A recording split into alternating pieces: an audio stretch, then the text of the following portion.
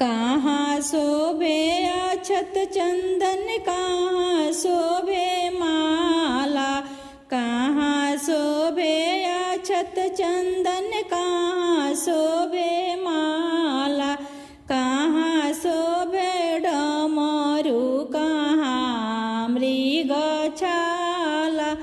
कहाँ शोभे डमरू, कहाँ मृगछाला। माथे शोभे अक्षत चंदन, गले शोभे माला। माथे शोभे अक्षत चंदन, गले शोभे माला। हाथे शोभे डमरू, कमर मृगछाला।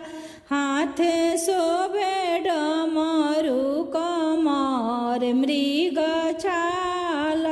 मिटी जइहे अक्षत चंदन, टूटी जइहे माला।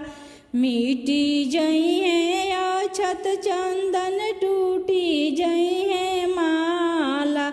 की फूटी जइहे डमरू, त फटिहे मृगछाला।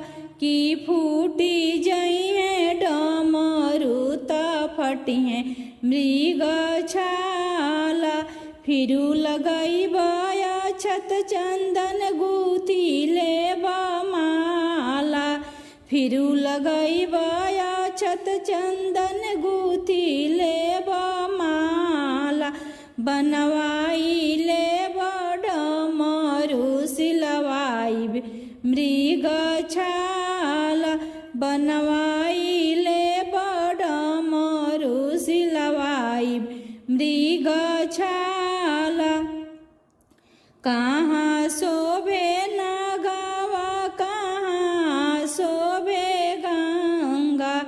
कहाँ शोभे नागवा, कहाँ शोभे गंगा। कहाँ शोभे गौरा, कहाँ शोभे बसा। कहाँ शोभे गौरा, कहाँ शोभे बसा। कहाँ गले शोभे नागवा, जटा में शोभे गंगा।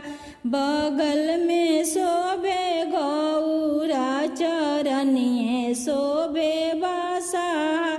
बगल में शोभे गौरा, चरनिए शोभे बसा। कहाँ काहो खाले भोले बाबा, काहो पिए नागवा। त काहो खइहे गौरा, त काहो बसावा। भांग खइहे भोले बाबा, दूध पीहे नागवा। भांग खइहे भोले बाबा, दूध पीहे नागवा। त खीर पूरी गौरा खइहे, घसिया बसावा। त खीर पूरी गौरा खइहे, घसिया बसावा।